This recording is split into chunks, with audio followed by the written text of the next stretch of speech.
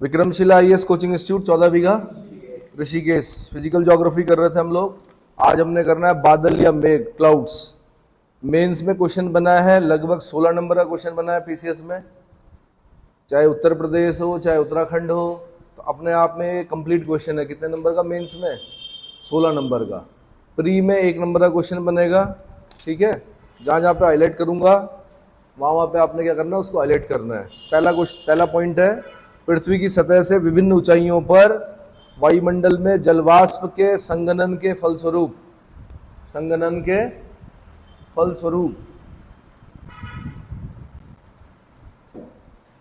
निर्मित हिमकणों तथा जल सीकरों की राशि को मेघ कहते हैं।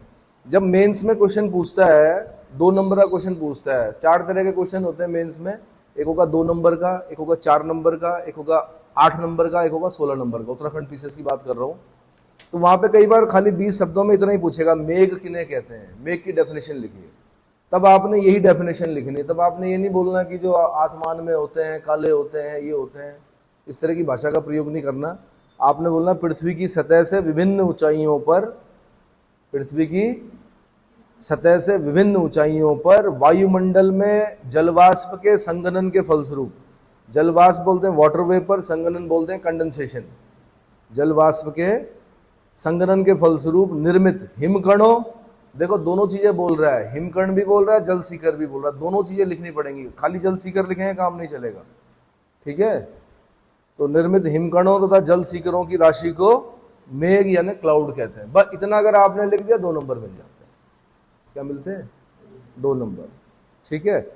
तो जब आप क्या कर रहे होते हैं, तैयारी कर रहे होते हैं प्री की, तो जहां जहां पे मैं बोलता हूँ 2 नंबर का क्वेश्चन है, इनको नोट्स बना के लिख दिया करो। पहले याद करो, उसके बाद नोट्स बना के रख दो।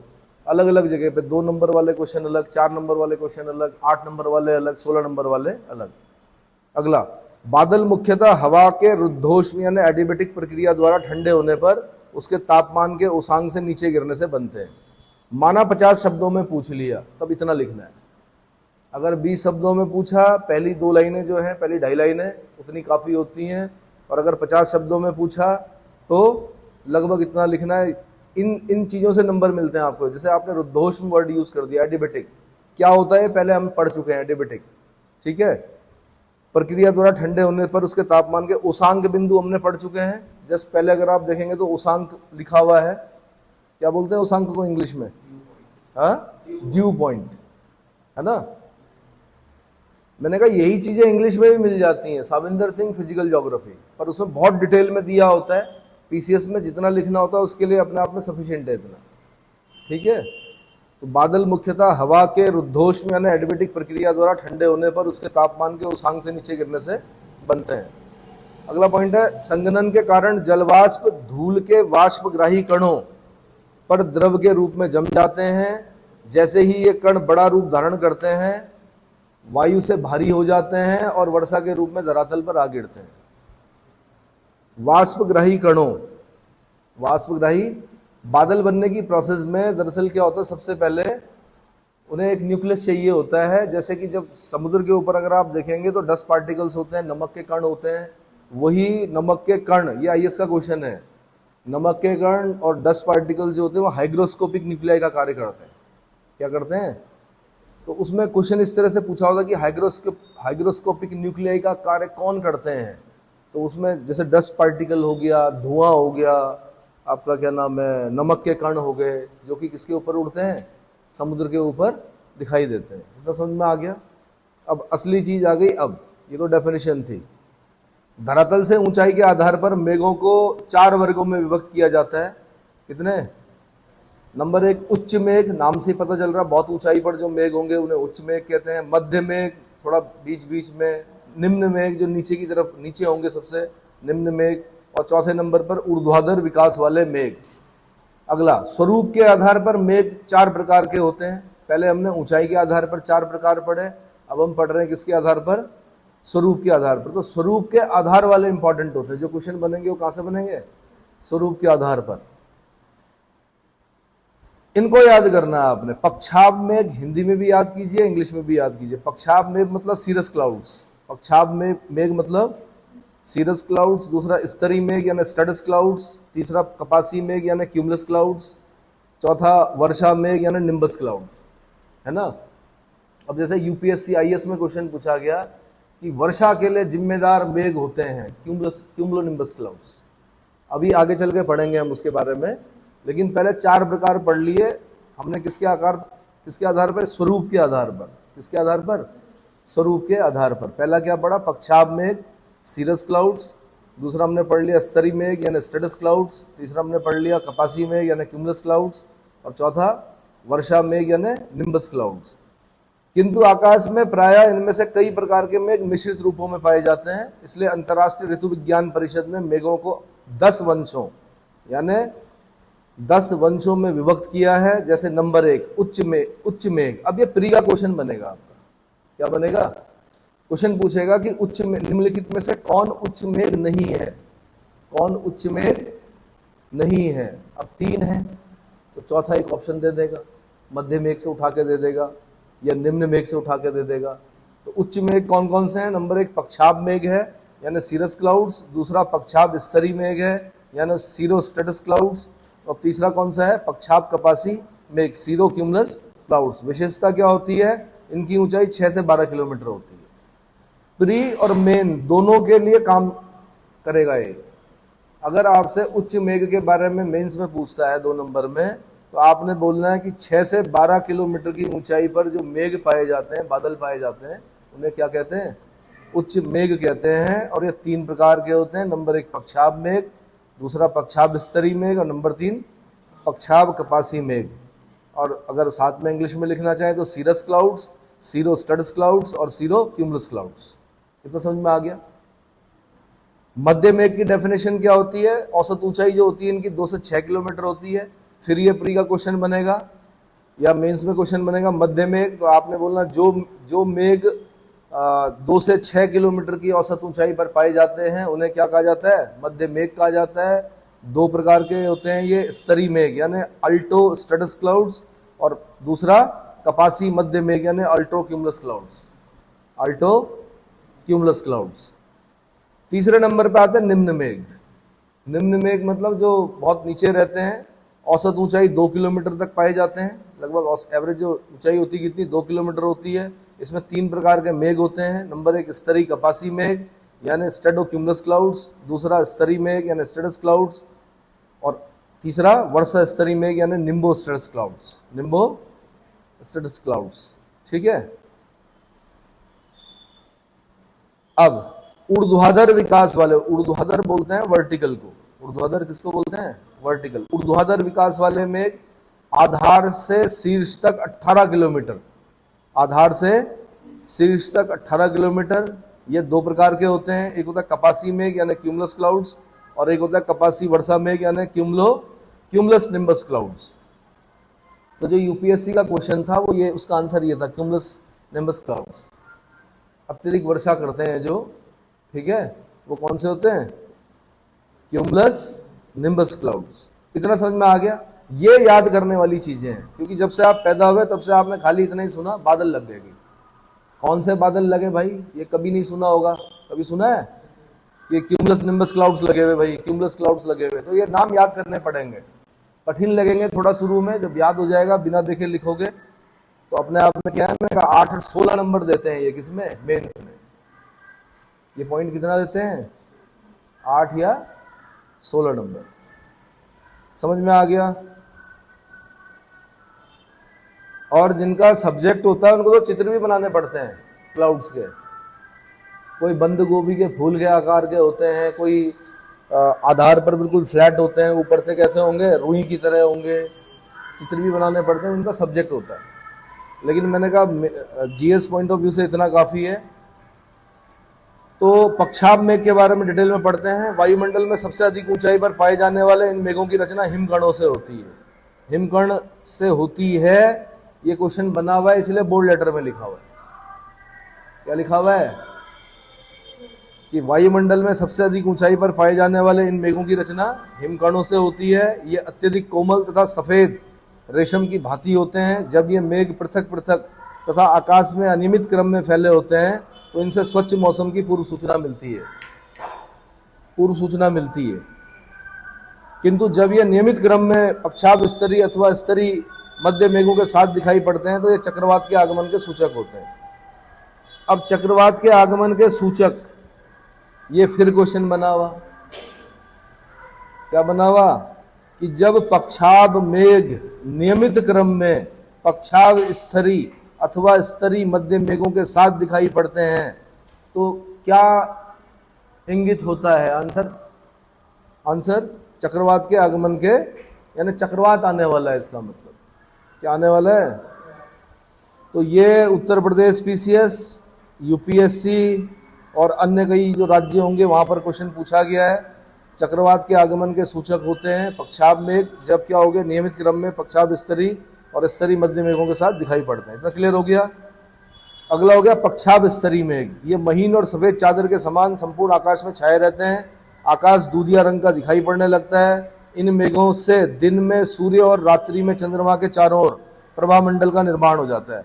फिर यह यूपीएससी का क्वेश्चन है, भले 10 साल 20 साल पहले पूछा होगा, लेकिन यूपीएससी ने पूछा कि चंद्रमा के चारों ओर, दिन में सूर्य और रात्रि में चंद्रमा के चारों ओर हालों का जो निर्माण होता है, देखा होगा कभी कभी आपने नहीं देखा होगा, चंद्रमा के चारों ओर एक ऐसा क्या छल्ला टाइप का दिखाई देता है, या सूरज के चारों ओर एक क्या दिखाई देगा आपको, हालो दिखाई देगा, जिसको हिंदी में क्या बोलते हैं, प्रभामंडल।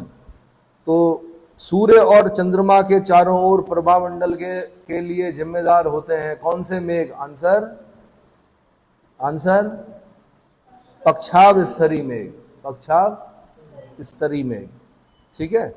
चक्रवात के आगमन के क्रम में पक्षाभ मेघ के तुरंत बाद यही मेघ दृष्टिगोचर होते हैं। दृष्टिगोचर होते हैं मतलब दिखाई पड़ते हैं, जो निकट भविष्य में चक्रवात के आगमन की सूचना देते हैं। फिर दोबारा जहां पर स्टार लगा हुआ है वहां से क्वेश्चन बना हुआ है, दोबारा क्वेश्चन बनने की संभावना है। ठीक है। तीसरा होता है पक्षाभ कपासी मेघ। पक्षाभ कपासी मेघ यानी सीरोक्यूमुलस क्लाउड्स। ये मेघ सदैव पंक्तियों अथवा समूहों में होते हैं। इनकी छोटी छोटी गोलाकार राशियां पाई जाती हैं। ये प्रायः छायाहीन होते हैं। इन्हें मैक्रल स्काई भी कहा जाता है। क्या कहा जाता है? फिर मैक्रल स्काई से क्वेश्चन पूछा हुआ, छायाहीन से क्वेश्चन पूछा हुआ, कौन से मेघ छायाहीन होते हैं? तो आंसर सीरोक्यूमुलस क्लाउड्स या पक्षाभ कपासी मेघ। अगला है स्तरीय मध्य मेघ। भूरे अथवा नीलाभ रंग के मेघों की मोटी परतें आकाश में छाई रहती हैं। कहीं कहीं मेघों की पतली परत से सूर्य और चंद्रमा धुंधला दिखाई पड़ता है। इससे विस्तृत क्षेत्रों पर लगातार वर्षा की संभावना रहती है। विस्तृत क्षेत्रों पर लगातार वर्षा की संभावना रहती है से क्वेश्चन बना हुआ के लिए कौन से जिम्मेदार होते हैं? आंसर स्तरीय मध्य मेघ यानी Alto status clouds. Alto status clouds. Clear हो गया। अगला है कपासी मध्य मेघ। ये मेघ श्वेत और भूरे रंग के होते हैं। ये पंक्तिबद्ध और लहरों के रूप में पाए जाते हैं। ये मेघ छायादार होते हैं। अब देखो ना, कहीं पर छायाहीन पढ़ रहे हैं हम, वो कीवर्ड है। कहीं पर हम छायादार पढ़ रहे हैं यानी नीचे सूरज नहीं दिखाई देगा, छायादार होते हैं। कभी कभी सम्मेन तरंगों अथवा किसी पर्वत पर आरोहण करने वाली वायु धाराओं की लहरों में यत्र तत्र एकाकी कपासी मेघ, मध्य मेघ उत्पन्न हो जाते हैं। पर्वत शिखरों पर उत्पन्न ऐसे मेघ पताका मेघ यानी बैनर क्लाउड्स कहे जाते हैं। फिर क्वेश्चन बनेगा बैनर क्लाउड्स के लिए कहा जाता है। आपने क्या आंसर देना है? ऑल्टो क्यूमुलस क्लाउड्स यानी कपासी मध्य मेघ। क्या करना है? बैनर क्लाउड्स के लिए कहा जाता है कपासी मध्य मेघ को। अगला स्तरीय कपासी मेघ। गोलाकार राशियों से निर्मित मेघों की निचली और भूरी परतें इस वर्ग में रखी जाती हैं। ये समूह पंक्तियों अथवा लहरों में दिखाई पड़ते हैं। सामान्यतः जाड़े के मौसम में संपूर्ण आसमान को आवृत कर देते हैं। यानी स्ट्रेटोक्यूमुलस क्लाउड्स की बात कर रहा है स्तरीय कपासी मेघ के। अगला स्तरीय मेघ स्ट्रेटस क्लाउड्स। ये निम्न मेघों के प्रतिनिधि होते हैं। ये धरातल से थोड़ी ऊंचाई पर कोहरे की भांति आकाश को ढक लेते हैं।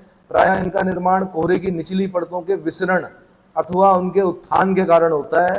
फिर यहाँ से क्वेश्चन बना हुआ है कि किन बादलों का निर्माण कोहरे की निचली परतों के विसरण अथवा उनके उत्थान के कारण होता है? आंसर स्तरीय मेघ। स्तरीय मेघ मतलब स्ट्रेटस क्लाउड्स। ठीक है। स्तरीय मेघ के शीर्ष भाग से विकिरण द्वारा ऊष्मा के क्षय के कारण इनके ऊपर वायु की परतों में संघनन होने से इनका विकास ऊपर की ओर होता है। इनके खंडित होने से नीला आकाश दिखाई पड़ता है। जब छट जाते हैं तो आकाश नीला दिखाई देता है। इस प्रकार के खंडित मेघों को फ्रैक्टोस्टेटस कहा जाता है। अब फ्रैक्टोस्टेटस से भी क्वेश्चन बना हुआ है, जब खंडित मेघ होंगे तो उन्हें क्या कहा जाता है आंसर? फ्रैक्टोस्टेटस। अगला वर्षा स्तरीय मेघ, यह एक प्रकार का निम्न मेघ होता है जिसका रंग गहरा भूरा व काला तथा जिसका आधार अविच्छिन्न होता है। इसमें लगातार जलवृष्टि तथा हिमवृष्टि होती है। झारखंड पीसीएस में क्वेश्चन पूछा जा चुका है, झारखंड पीसीएस का क्वेश्चन है, लगातार जलवृष्टि और हिमवृष्टि के लिए जिम्मेदार बादल। आंसर वर्षा स्तरीय मेघ यानी निम्बोस्टेटस क्लाउड्स। निम्बोस्टेटस क्लाउड्स। कभी कभी इनसे होने वाली वर्षा धरातल तक पहुंचने के पूर्व वाष्प बनकर वायुमंडल में विलीन हो जाती है। शीतोष्ण कटिबंध, शीतोष्ण बोलते हैं टेम्परेट, उसको शीतोष्ण कटिबंधीय चक्रवातों के उष्ण वाताग्र पर मोटी परत वाले वर्षा स्तरीय मेघों से वर्षा प्राप्त होती है। ये आईएएस का क्वेश्चन है। किसका? जब हम चक्रवात पढ़ रहे होंगे, अभी आगे पढ़ना हमने अगले चैप्टर में है, यानी साइक्लोन, तो बोलेगा कि शीतोष्ण कटिबंधीय चक्रवात जो होते हैं उनके उष्ण वाताग्र पर, वार्म फ्रंट पर, वाताग्र बोलते हैं फ्रंट को, जब हम साइक्लोन पढ़ेंगे वहां पे समझा दूंगा वाताग्र क्या होता है। वार्म फ्रंट पर मोटी परत वाले वर्षा स्तरीय मेघों से वर्षा प्राप्त होती है। तो वो क्वेश्चन कैसे बनाएगा? वो बोलेगा शीतोष्ण कटिबंधीय चक्रवात के उष्ण वाताग्र पर किन मेघों से वर्षा प्राप्त होती है। तब आपने बोलना है वर्षा स्तरीय मेघ या निम्बोस्टेटस क्लाउड्स। इतना क्लियर हो गया? अगला कपासी मेघ, ये आकाश में धुनी हुई रुई के ढेर सदृश दिखाई देते हैं। इनका ऊर्ध्वाधर विकास अधिक होता है। इनके खंड आकाश में गुंबदाकार रूप में दिखाई पड़ते हैं, जिनके शीर्ष भाग फूल गोभी जैसे होते हैं। अब देखो ना, यूपी पीसीएस वालों ने पूछा फूल गोभी के आकार का, पढ़ा है कहीं? फूल गोभी के आकार के मेघ कौन से होते हैं? आंसर कपासी मेघ। Answer cumulus clouds. तो फूल गोभी जैसे होते हैं, इनके आधार काले रंग वाले क्षैतिज होते हैं, किंतु इनके वे भाग जो सूर्य के प्रकाश से प्रकाशित होते हैं चमकीले दिखाई पड़ते हैं। इनके दो प्रकार हैं, स्वच्छ मौसम के सूचक श्वेत रंग के छोटे छोटे मेघों के टुकड़े, और दूसरा अधिक ऊंचे मेघ जो कपासी वर्षा अथवा झंझावतीय मेघों में विकसित हो जाते हैं। तो ये सब मैंने कहा जहां जहां पर बोल्ड लेटर्स लिखा हुआ, जहां पर स्टार बना रखा, जहां पर क्या बता रहा हूं, दो प्रकार पूछ रहा है, ये सब प्रश्न बन चुके हैं पहले। अगला कपासी वर्षा मेघ, ये अत्यधिक लंबवत विकास वाले मेघ होते हैं। लंबवत बोलते हैं, लंबवत परपेंडिकुलर, है ना। लंबवत विकास वाले मेघ होते हैं जिनकी भारी राशियों के शीर्ष भाग पर्वताकार अथवा गुंबदाकार होते हैं। इनकी ऊंचाई आधार से शीर्ष तक कभी कभी 18 किलोमीटर होती है। इन मेघों से तेज बौछार पड़ती है। उपल वृष्टि तथा प्रबल झंझावत इनके अन्य लक्षण हैं। आगे बढ़ते ऐसे मेघों के अग्रभाग में विक्षोभ के कारण काले रंग वाले खंडित कपासी अथवा खंडित स्तरीय मेघ उमड़ने घुमड़ते हुए दिखाई देते हैं। इनमें भयंकर मेघ गर्जना तथा बिजली के चमक होती है। तो जो क्वेश्चन बनाया कभी यूपीएससी ने, वो ये बनाया कि भयंकर मेघ गर्जना, बिजली कड़कती है, भयंकर मेघ गर्जना और बिजली की चमक के साथ अत्यधिक वर्षा करने वाले बादल होते हैं। Answer cumulus nimbus clouds. Answer cumulus nimbus clouds. इतना समझ में आ गया? इनके आधार में वृष्टि पट्टियां अथवा वर्गा दिखाई पड़ते। फिर यहां से क्वेश्चन, ये यूपीएससी का क्वेश्चन है, वर्गा, VIRGA, वर्गा दिखाई पड़ते हैं। शीतोष्ण कटिबंधीय चक्रवातों में शीत वाताग्रों के सारे मुख्यतः इन्हीं बादलों से वर्षा होती है। अगर मैं यूपीएससी का पेपर बना रहा होता, मैं दो स्टेटमेंट बना के देता। नंबर 1, शीतोष्ण कटिबंधीय चक्रवातों के उष्ण वाताग्र पर यानी वार्म फ्रंट पर वर्षा स्तरीय मेघों से वर्षा प्राप्त होती है। वर्षा स्तरीय मेघ मतलब निम्बोस्टेटस क्लाउड्स, निम्बोस्टेटस क्लाउड्स। दूसरा स्टेटमेंट बना के देता मैं, शीतोष्ण कटिबंधीय चक्रवातों में शीत वाताग्र यानी कोल्ड फ्रंट के सारे मुख्यतः कपासी वर्षा मेघों से वर्षा प्राप्त होती है। कपासी वर्षा मेघ यानी cumulus nimbus clouds, cumulus nimbus clouds. फिर मैं बोलता कि दोनों स्टेटमेंटों में से कौन कौन से सही है, 4 कूट देता। पहला स्टेटमेंट सही है, दूसरा गलत है, दूसरा स्टेटमेंट सही है, पहला गलत है, दोनों गलत है, दोनों सही है। आंसर दोनों सही है जो मैंने बोला। इतना समझ में आ गया? इसको खास ध्यान देना आपने। कोल्ड फ्रंट पर कपासी वर्षा मेघ और वार्म फ्रंट पर वर्षा स्तरीय मेघ। वाम फ्रंट पर वर्षा स्तरीय मेघ। क्वेश्चन कैसे कैसे बनते हैं? क्वेश्चन बनते हैं संसार में किन खंडों में सर्वाधिक वर्षा होती है? संसार में किन खंडों में सर्वाधिक वर्षा होती है? तो नंबर 1 करके लिखिए, भूमध्य रेखीय पेटी यानी इक्वेटर, ये जो 0 डिग्री इक्वेटर वाली जो बेल्ट दिखाई दे रही है। नंबर 1 भूमध्य रेखीय पट्टी। नंबर 2 शीतोष्ण प्रदेशों में पश्चिमी तटीय पर्वतों के ढाल पर। शीतोष्ण बोलते हैं टेम्परेट, इधर कहीं इधर कहीं, ठीक है। शीतोष्ण प्रदेशों में पश्चिमी तटीय पर्वतों के ढाल पर। और तीसरा मानसूनी तटीय क्षेत्रों में। मानसूनी जैसे हमारे यहाँ है, कभी जाइए आप, क्या नाम है, केरला जाइए आजकल, या आजकल क्या बोल रहा हूँ मैं, जून में चले जाओ केरला में, कर्नाटक में चले जाओ, है ना। और जो आपका वेस्टर्न घाट है जिसको सह्याद्री बोलते हैं, उसके विंडवर्ड साइड में देखना कितनी बारिश होती है। आजकल देखना वहाँ हजारों नदियाँ होंगी, छोटी छोटी बड़ी बड़ी, और भयंकर पानी होगा उसमें। और कई बार आपने देखा भी होगा कि पिकनिक मनाने के लिए बैठे हुए हैं, छोटा सा झरना था, पूरा परिवार बह गया, पूरे लोग बह गए। क्यों होता है ऐसा? क्योंकि विंडवर्ड साइड में इतनी तेज बारिश होती है कि एकदम से क्या आ जाता है, बाढ़ सी आ जाती है। और जो लीवर्ड साइड है वो सूखा है, वृष्टि छाया प्रदेश है। समझ में आ रहा है? मतलब जिस तरफ बादल टकराते हैं, एक जैसे एक वेस्टर्न घाट समझ लीजिए, पर्वत है, पर्वतों की एक श्रृंखला है। एक तरफ आपका इतनी बारिश है हद से ज्यादा, और दूसरी तरफ क्या, वृष्टि छाया प्रदेश। समझ में आया? यानी बारिश नहीं होती है, ना के बराबर। क्लियर हो गया? ठीक। दूसरा क्वेश्चन जैसे पूछ सकता है कि संसार के किन क्षेत्रों में पूरे वर्ष वर्षा होती है? तो एक तो भूमध्य रेखीय है ये वाला, दूसरा समशीतोष्ण प्रदेशों में। शीतोष्ण बोल दिया मैंने, टेम्परेट ऊपर जो ये वाला रीजन है ये वाला। दूसरा मैंने बताया समशीतोष्ण प्रदेशों में।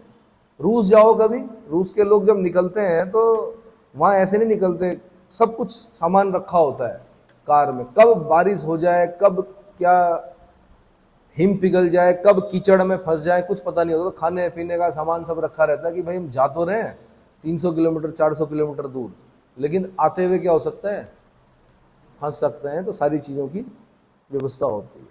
अगला, वर्षण के विविध रूपों में किसकी संरचना प्याज के सदृश संकेंद्रीय परतों से युक्त होती है? ये आईएएस का क्वेश्चन है। आंसर ओला। ओले में परतें होती हैं। क्या होती हैं? परतें होती हैं। अब ओले काफी टाइम से तो पढ़े नहीं ऋषिकेश में, इस बार जब पढ़ेंगे तब देखना। उसमें जैसे जैसे प्याज के अंदर कई परतें होती हैं, वैसे ओले के अंदर भी क्या होती हैं, परतें होती हैं। Hello storm. संसार में ओलावृष्टि के क्षेत्र कौन से हैं? तो दोनों गोलार्धों में 30 डिग्री से 60 डिग्री अक्षांश के मध्य, 30 डिग्री लैटिट्यूड से 60 degree latitude northern hemisphere, and 30 degree latitude से 60 डिग्री लैटिट्यूड, ये पूरा जितना भी दिखाई दे रहा है उसके बीच में क्या होती है, ओलावृष्टि होती है। क्या होती है? किस प्रक्रिया के कारण हिमपात होता है, बर्फ क्यों पड़ती है? तो संलयन अर्थात छोटी छोटी बूंदों की बड़ी बूंदों में विलय, छोटी छोटी बूंदों की बड़ी बूंदों में विलय। किन क्षेत्रों में ओलावृष्टि का सर्वथा अभाव पाया जाता है? तो उष्णकटिबंधीय प्रदेशों तथा ध्रुवीय प्रदेशों में। उष्णकटिबंधीय प्रदेश ट्रॉपिक ऑफ कैंसर से ट्रॉपिक ऑफ कैप्रिकॉर्न के बीच में, और ऊपर ये वाला जो पोलर रीजन है, यहाँ बर्फ पड़ती है, ओले नहीं पड़ते। यहाँ भी बर्फ पड़ती है, ओले नहीं पड़ते। उष्णकटिबंधीय प्रदेशों में भी क्या नहीं पड़ेंगे, ओले नहीं पड़ेंगे। ठीक है, तो क्या बताया मैंने, उष्णकटिबंधीय प्रदेश और ध्रुवीय प्रदेशों में। महासागरों में भी ओले नहीं पड़ते कभी। क्या नहीं पड़ते? महासागरों के ऊपर भी ओले नहीं पड़ेंगे। अगला, सहीम वृष्टि, सिलेक्ट क्या है? क्वेश्चन बना एक बार कि सिलेक्ट क्या है, सहीम वृष्टि क्या है? ऐसी वृष्टि में जल की बूंदें तथा हिम एक साथ पाए जाते हैं। यह उत्तरी अमेरिका के कुछ क्षेत्रों में होती है। देखो आपने उत्तराखंड में देखो, जब हिमपात होता है तो हिमपात ही होता है, और जब बारिश होती है तो बारिश ही होती है। यहाँ पर बारिश और बर्फ दोनों एक साथ पड़ती है। कहाँ पर? नॉर्थ अमेरिका में। इसको क्या बोलते हैं? सिलेक्ट। ये यूपीएससी के क्वेश्चन होते हैं ऐसे। किसके? यूपीएससी के क्वेश्चन होते हैं, यानी आईएएस के। ऐसे ही अगला क्वेश्चन पूछा ड्रिजल यानी फुहार किस प्रकार के मेघों में होती है? तो स्टेटस क्लाउड्स में होती है। किसमें होती है? स्टेटस क्लाउड्स में होती है। स्टेटस क्लाउड्स हमने निम्न मेघों में पढ़े हैं। स्तरी मेघ 7वें नंबर पे जो हमने पढ़ा, तो उसमें क्या होता है? फुहार जैसी आती है, ड्रिजल। आप भी अगर उत्तराखंड में अगर मसूरी की तरफ जाएंगे, जड़ी पानी की तरफ कभी जाइएगा, तो वहाँ पे तेज बारिश नहीं होती, वहाँ पे हर समय क्या है? फुहार, मतलब हल्की हल्की हल्की हल्की बारिश आती रहेगी। सेब उगाते हैं वहाँ के लोग, बड़ा अच्छा सेब होता है ऐसे में, जहाँ पर क्या होती है? ड्रिजल होगा, वहाँ पर सेब अच्छा होता है। अगला, वर्षा की के बूंदों का आकार कितना होता है? तो 0.2 से 7 मिलीमीटर, यानी 200 से 7000 माइक्रोन। 7000, और micron 1 micron is equal to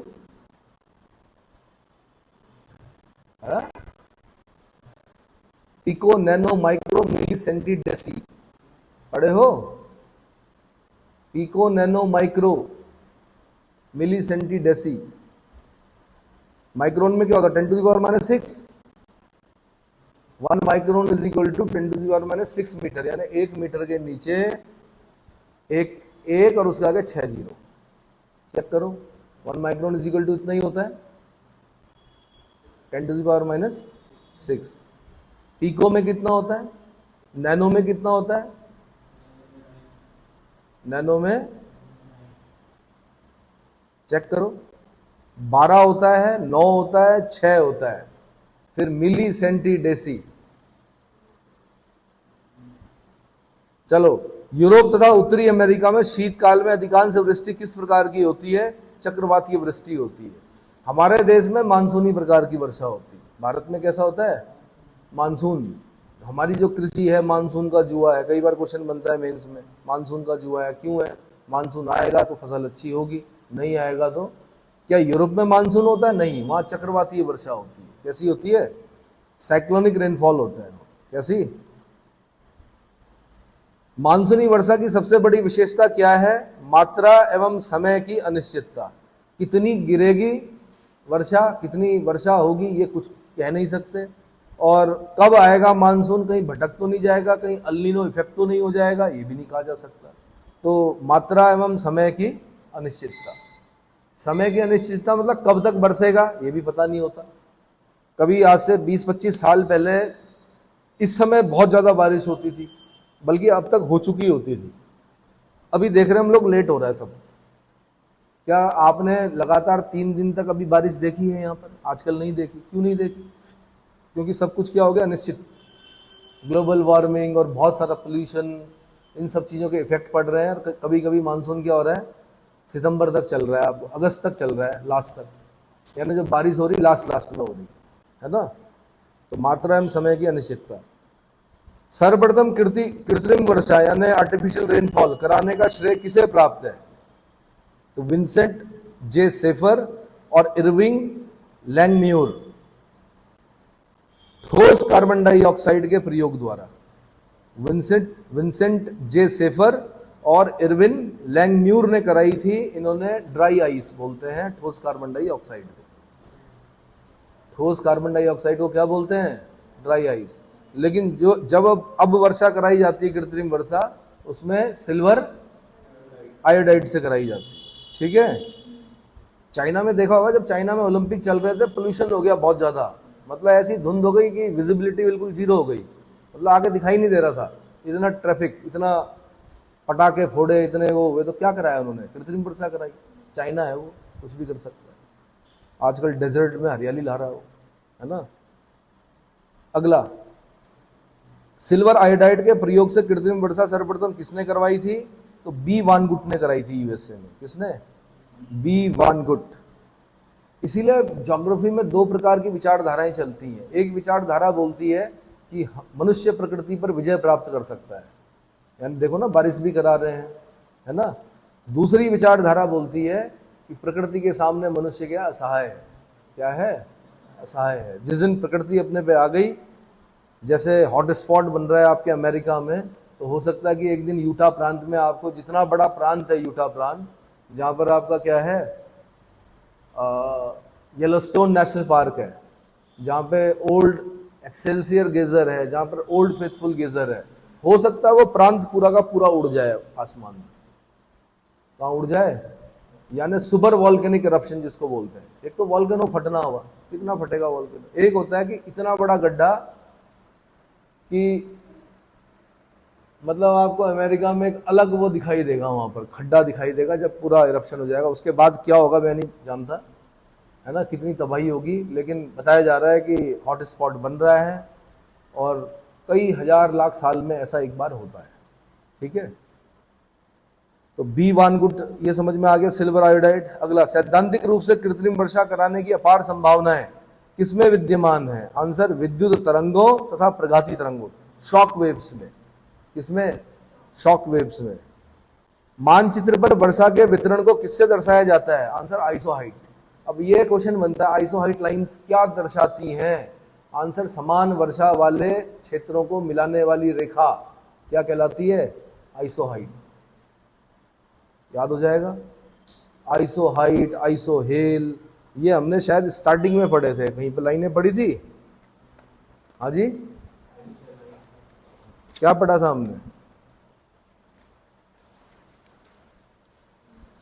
हमने पढ़ा था डेटम लाइन पढ़ी थी सबसे पहले, आइसोनिफ पढ़ा था, बर्फ गिरने के समान क्षेत्रों को दर्शाने वाली रेखा। स्टार्टिंग में जाइए, स्टार्टिंग में बिल्कुल, है ना। बहुत सारी आइसो पढ़ी होंगी हमने, तो वहीं पे पढ़ा था हमने क्या, आइसो हेलाइन पढ़ी थी हमने, समुद्री जल में खारेपन की समान मात्रा को दर्शाने वाली रेखा। आइसो हेल पढ़ी थी हमने, सूर्यातप, इसमें बड़ा कंफ्यूजन होता है। आइसो हेल, सूर्यातप की समान अवधि वाले स्थानों को मिलाने वाली रेखा। दिखाई दे रही है? ये मैंने हाईलाइट करा रखे हैं आपको पहले। कंटूर लाइंस पढ़ी थी, आइसो हाइट पढ़ी थी, वर्षा की समान मात्रा वाले स्थानों को मिलाने वाली रेखा। मध्य प्रदेश पीसीएस में पूछा 2015 में इन्होंने। होमोसिस्मल पढ़ी थी, आइसोसिस्मल पढ़ी थी। ये सब क्वेश्चन बनते हैं मेंस में। होमोसिस्मल और आइसोसिस्मल लाइंस में क्या अंतर है? तो भूकंपीय तीव्रता की समानता वाले स्थानों को मिलाने वाली रेखा आइसोसिस्मल, और भूकंप के एक ही समय में आने वाले स्थानों को मिलाने वाली रेखा होमोसिस्मल। आइसो बार पढ़ी थी, समदाब रेखाएं पढ़ा था। हाँ, तो बार बार रिवाइज करते रहिए भाई, पेपर तभी निकलेगा जब रिवाइज करोगे। पेपर निकालने के 3 ही तरीके होते हैं। क्या? मैंने तो बोल दिया, बता दिया आपको कि भाई ऐसा ऐसा है। अब इसके बाद 3 तरीके होते हैं, 1 is revision, 2 is revision and 3 is revision. उतना उस हद तक पढ़ना पड़ता है कि आप उसको लिख सको। और मैंने आपको बता दिया कि स्वरूप के आधार पर मेघों के प्रकार पूछेगा। किसके आधार पर? स्वरूप के आधार पर। यह ऐसे पूछेगा, अंतरराष्ट्रीय ऋतु विज्ञान परिषद ने जो मेघों के 10 प्रकार बताए हैं उनका वर्णन कीजिए।